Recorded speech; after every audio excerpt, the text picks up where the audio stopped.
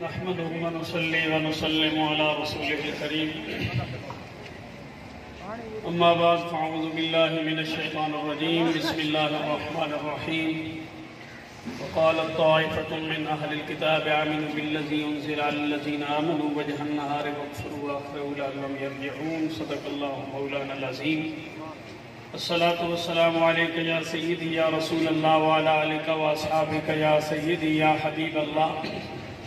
الصلاة والسلام عليك يا رحمة للعالمين وعلى آلك وأصحابك يا خاتم النبيين صفحہ دہر سے باطل کو مٹایا ہم نے صفحہ دہر سے باطل کو مٹایا ہم نے نو انسان کو غلامی سے چھڑایا ہم نے تیرے کعبے کو جبینوں سے بسایا ہم نے تیرے قرآن کو سینوں سے لگایا ہم نے پھر بھی ہم سے گلہ ہے کہ ہم وفادار نہیں پھر بھی ہم سے گلہ ہے کہ ہم وفادار نہیں ہم وفادار نہیں تو بھی تو دلدار نہیں صفحہ دہر سے باطل کو مٹایا کس نے صفحہ دہر سے باطل کو مٹایا کس نے نو انسان کو غلامی سے چھڑایا کس نے میرے کعبے کو جبینوں سے بسایا کس نے میرے قرآن کو سینوں سے لگایا کس نے وہ آبا تو تمہارے ہی تھے مگر تم کیا ہو ہاتھ پہ ہاتھ دھرے منتظر فردا ہو وضع میں تم ہو نصارہ تو تمدن میں ہنود یہ مسلمان ہیں جنہیں دیکھ کے شرمائیں یہود یوں تو سید بھی ہو مرزا بھی ہو افغان بھی ہو تم سبھی کچھ ہو بتاؤ کیا مسلمان بھی ہو کی محمد سے وفا تو نے تو ہم تیرے ہیں یہ جہاں چیز ہے کیا لوح و قلم تیرے ہیں انتہائی واجب الاحترام معزز و محتشم علماء کرام سلسی احتشام سامعین حضرات آج کا یہ اجتماع آقا کریم صلی اللہ علیہ وآلہ وسلم کی ذات پہ نازل ہونے والی آخری کتاب کی عزت کی پہرےداری کے لیے حاضر ہے یہ حاضری لگوانے کے لیے آیا ہے سویڈن میں ترک سفارت خانے کے سامنے دو بندوں نے 2 دن کے اندر پے در پے کتاب مقدس کی توہین کی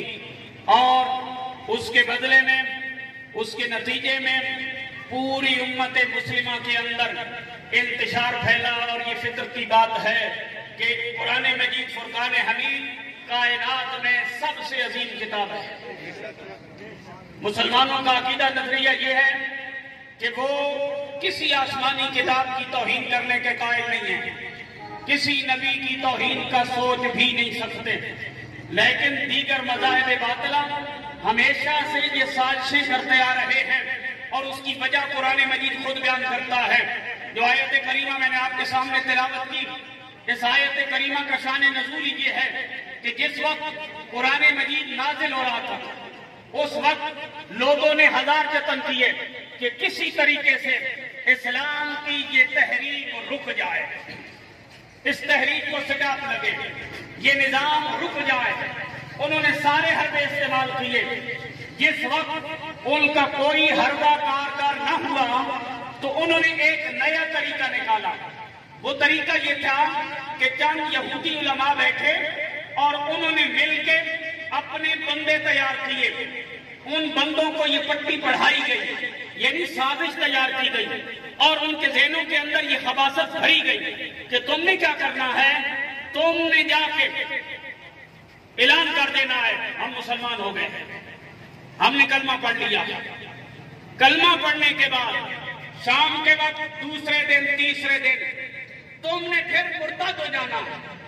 واپس آ جانا ہے اس کا فائدہ کیا ہوگا اس کا فائدہ یہ ہوگا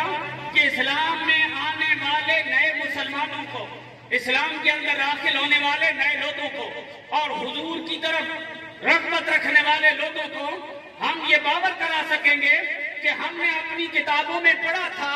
کہ نبی آخری آنے والا ہے، اس وجہ سے ہم نے کلمہ پڑھا، لیکن کلمہ پڑھنے کے بعد جب ہم اس نبی کے قریب جا کے بیٹھے، جب اس کی صحبت میں گئے، جب اس کی کتاب کو ہم نے پڑھا، اس وقت ہمیں سمجھ لگی کہ اس نبی میں وہ نشانیاں نہیں ہیں جو نشانیاں دیکھ کے ہم نے کلمہ پڑھا تھا۔ لہذا اسلام کے خلاف اور قرآن کے خلاف یہ سازشیں یہودی اس وقت سے گھڑ رہے ہیں، اور قرآن کہتا ہے کہ اس سازش کی بنیاد حسد تھی۔ ان کو تکلیف یہ تھی کہ نبی بنی اسماعیل سے کیوں آ گئے، نبی بنی اسرائیل سے کیوں نہیں آ گئے۔ انہوں نے یہ قرآن بنایا، چند بندوں نے اپنا، اور یہ تیاری کر کے گئے مدینے کی طرف کہ ہم کلمہ پڑھیں گے، مسلمان ہوں گے، پھر واپس پھر جائیں گے، لوگوں کو یہ پیغام دیا جائے گا یہ نبی تو وہ نبی ہے ہی نہیں، یہ رسول تو وہ رسول ہے ہی نہیں، تم دور سے نعرے لگاتے ہو، اگر تم قریب آ کے دیکھو گے تمہیں پتہ چل جائے گا اس میں وہ کوالٹیاں نہیں ہیں۔ حالانکہ اللہ کریم نے اپنے پیغمبر کریم کو سارے نبیوں کا سردار بنا کے بھیجا ہے، اور میرے آقا کریم صلی اللہ علیہ وآلہ وسلم تمام نبیوں کے امام ہیں، لیکن حسد اتنی بیماری ہے کسی بندے کی کوالٹی ماننے کے لیے حاسد تیار نہیں ہوتا، کسی کا کمال دیکھنے کے لیے حاسد تیار نہیں ہوتا، کسی کی اچھائی کو بیان کرنے کے لیے حاسد تیار نہیں ہوتا۔ حاسد کا کام یہ ہوتا ہے انسان کی خوبیوں کو بھی عیب بنا کے پیش کرتا رہتا ہے۔ میرے آقا کریم صلی اللہ علیہ وآلہ وسلم جن کو اللہ نے یہ سارے کمالات عطا کیے تھے، ان کے خلاف حسد کن کو ہے، یہودیوں کو منصوبہ بنایا، اور یہ منصوبہ بنا کے مدینے کی طرف چلے۔ ابھی مدینے وہ نہیں پہنچے، جبرائیل پہلے پہنچ گئے۔ یہ آیت لے کے سرے عرش پر ہے تیری گزر، دل فرش پر ہے تیری نظر، ملکوت ملک میں کوئی شے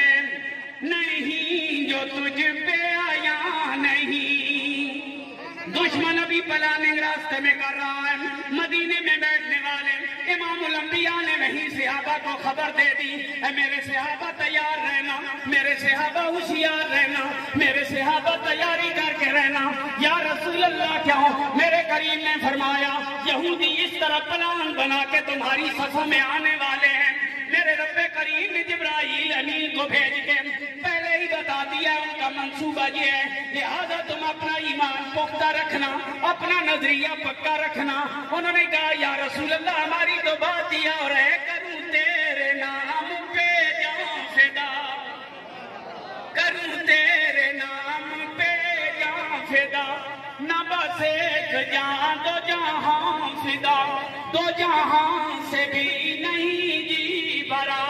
کروں کیا کروڑوں جہاں نہیں۔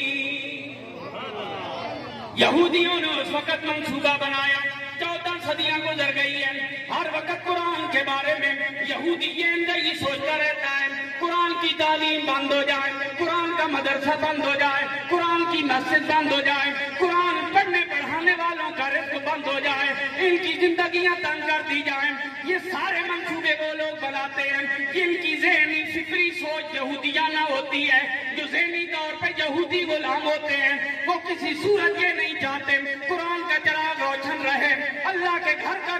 گھر روشن رہے، رب کریم کی یہ تعلیمات، دین اسلام کا یہ پیغام لوگوں تک پہنچایا جاتا رہے۔ لہذا ان کے ہمیشہ منصوبے یہی ہوتے ہیں۔ اور یاد رکھو یہ منصوبے بنانا، جھوٹ گھڑنا، سازش تیار کرنا، پھر لوگوں کے اندر پھیلا دینا، قرآن مجید کہتا ہے یہ یہودی ذہن کا خاصہ ہے۔ اگر اپنی صفوں میں اس فکر سوچ کے لوگ نظر آئیں تو ذہنی طور پہ سمجھ لیجیے یہ فکری یہودی غلام ہے، یہ ذہنی طور پہ یہودی غلام ہے، یہ یہودی دسترخوان کا نمخار ہے۔ ورنہ بندہ ہو مومن اور بات اسلام کے خلاف کر جائے، بندہ ہو مومن اور بات قرآن کے خلاف کر جائے یا سن جائے، یہ ممکن ہی نہیں ہے۔ دلی کی شیخ الحدیث مفتی اعظم دلی شیخ عبدالعزیز محدث دہلوی، آپ کے دور میں ایک عیسائی پادری نے اعلان کیا تھا قرآن سچا نہیں ہے، انجیل سچی ہے۔ شیخ عبدالعزیز محدث دہلوی نے فرمایا ہم نے کبھی کتابوں کی گستاخی نہیں کی، لیکن ڈنکے کی چوٹ پہ کہتے ہیں قرآن سچا ہے۔ باقی کتابیں وہ تعریف ہو گئی ہے، قرآن میں کوئی بھائی کلام تعریف نہیں کر سکتا، رد و بدل نہیں کر سکتا، زبر کی زیر نہیں بنا سکتا، زیر کی زبر نہیں بنا سکتا۔ قرآن اپنی جگہ حق ہے، سچ ہے۔ کا نتیجہ نکالتے ہیں سچے اور جھوٹے کا فیصلہ کرنے کے لیے عیسائی پادری نے کہا نتیجہ نکالتے ہیں، کیا کرتے ہیں؟ آگ جلاتے ہیں، قرآن بھی لاؤ انجیل بھی لاؤ، اور وہاں پہ رکھتے ہیں جو کتاب جل گئی وہ جھوٹی، جو بچ گئی وہ سچی۔ شیخ عبدالعزیز محدث دہلوی نے فرمایا نہیں، انسان کا بچہ بن، کتاب نہیں خدا۔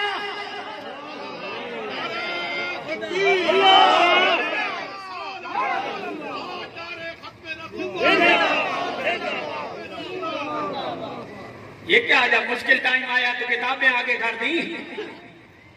انسان بنو، خود میدان میں آؤ۔ اس نے کہا جی کیا؟ فرمایا تم ادھر مبلغ بنے پھرتے ہو انجیل کے، میں مبلغ ہوں قرآن کا۔ آگ جلاتے ہیں، تو انجیل اٹھا کے لا، میں قرآن اٹھا کے لاؤں گا۔ کتابیں نہیں آئیں گی، مبلغین آئیں گے، آگ میں کودیں گے۔ جو بندہ بچ گیا وہ سچا، جو جل گیا وہ جھوٹا۔ یا رسول اللہ،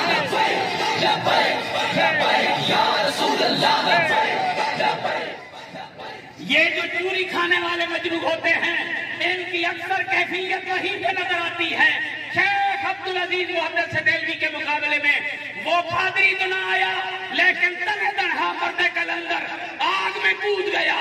آگ جلتی رہی، لیکن اس مرد کلندر کے کپڑوں کو بھی آگ کچھ نہ کہہ سکتا۔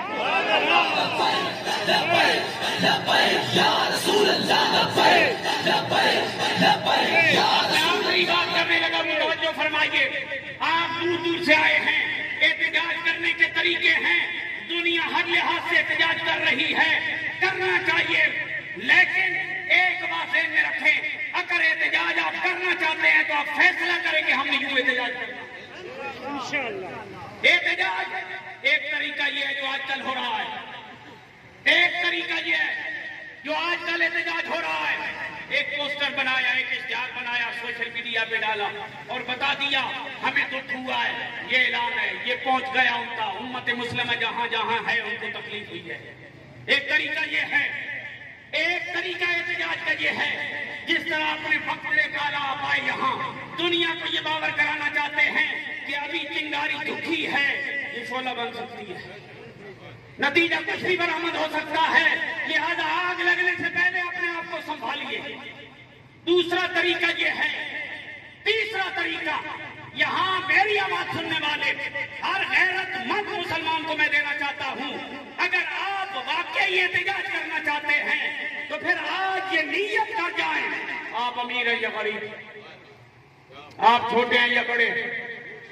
آپ جس فیملی جس سوسائٹی سے تعلق رکھتے ہیں تو کلمہ گو نا، ہیں تو مسلمان نا، ہیں تو قرآن کو ماننے والے، اگر آپ واقعی احتجاج کرنا چاہتے ہیں آج یہ نیت کر جائیں، اپنا ایک بیٹا آپ سے قرآن بنائیں گے،